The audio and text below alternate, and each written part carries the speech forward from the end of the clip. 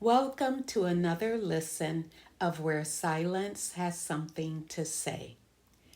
As we close out 2025, I want to thank you for offering something rare in our distracted world: your ears, your heart, and your time. My hope is that each episode has opened a small window of insight and revelation, helping you approach Scripture through the lens in which it was first spoken, rather than the one we instinctively carry into it. Today's reflection carries both an invitation and a challenge. As we prepare to step into 2026, I want to invite you into a posture that is uncomfortable and deeply transformative. A posture that resists the urge to defend, explain, or justify, and instead chooses something far more courageous: humility. And to explore that posture of humility, I want to begin with an unexpected picture, one that might sound almost humorous at first, but carries a truth many of us need to face. As I considered how we often react when confronted with truth, one image kept rising to the surface of my mind: the pufferfish.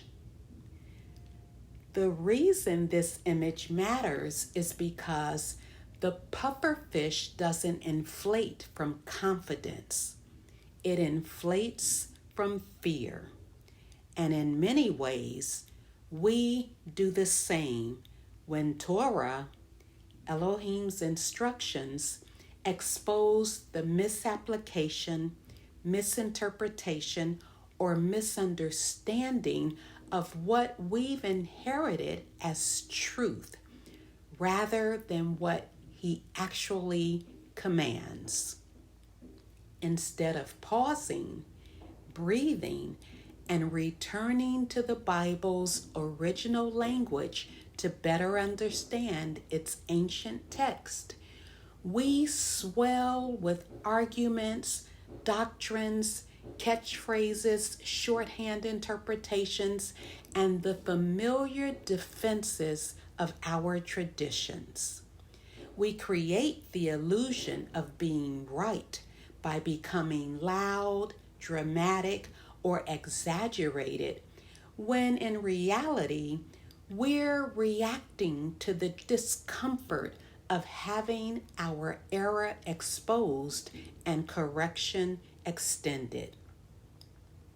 Like the pufferfish, we mistake discomfort for threat, and so we inflate with pride to protect what feels familiar rather than receive what is true.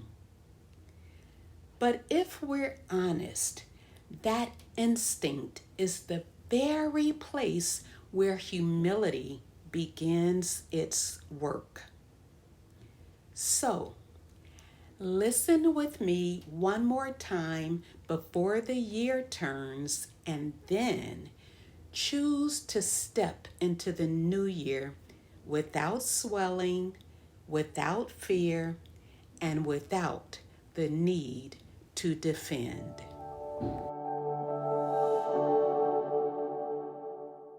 When the truth of Torah pierces the traditions we've inherited or the ones we've built through repetition and assumption, we don't always humble ourselves and listen.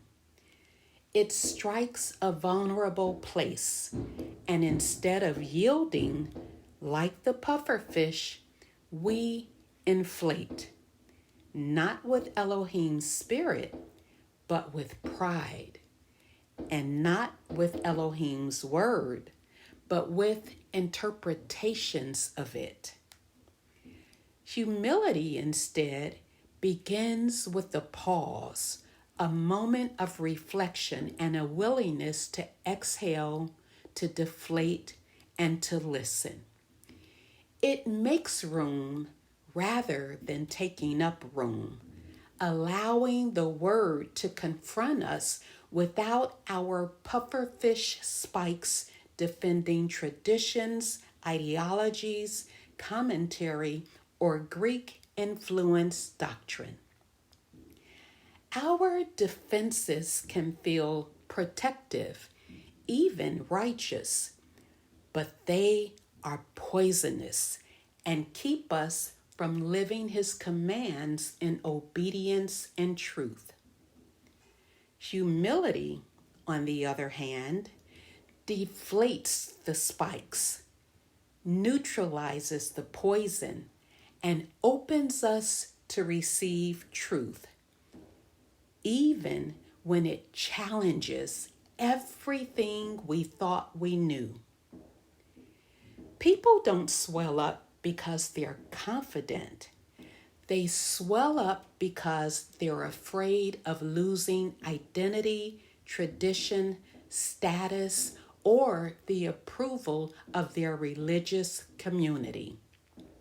Inflation becomes protection, not truth. And the arguments, beliefs, and doctrines we cling to function like the spikes on a pufferfish and are designed to keep truth at a distance and our minds blinded. And the thing we forget is this: the pufferfish doesn't breathe well when it's inflated. It can't stay puffed up for long because the posture is exhausting and dangerous. Likewise, when we swell with arguments, defensiveness, and tradition, we cut off our ability to breathe in the very spirit Elohim is trying to teach us. The pufferfish doesn't know the difference between danger and discomfort, and neither do we. Truth isn't dangerous, it's simply uncomfortable. But because we've been disciplined by tradition rather than Torah, discomfort feels like danger. So we inflate when confronted with the plain meaning of Scripture, especially through the lens of Torah, and many instinctively defend what's familiar rather than examine what's unfamiliar, because we've been conditioned to do so. Greek philosophical influence, post-biblical traditions, and denominational filters shaped us long before we ever read the text for ourselves. Our default reflex is to defend, deflect, and inflate, to protect the familiar. Humility, then, is the opposite of that default reflex. It is the courage to stop inflating long enough to truly hear what Torah is saying. Humility doesn't argue, posture, or protect assumptions. It doesn't reach for doctrine or dramatic reactions to make itself feel bigger. Instead, humility exhales. It makes room, not takes up room. It allows the word to confront us without rushing to defend the traditions or interpretations we've built around it.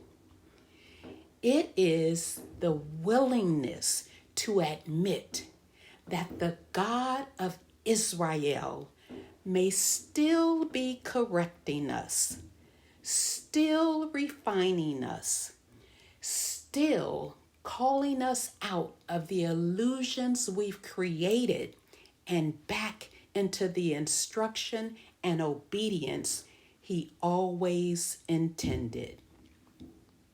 So as we step toward 2026, humility becomes a posture of vulnerability. It's the willingness to let truth expose our traditions, challenge our doctrine, reshape our opinions, and breathe in us obedience before inflating with default reflexes.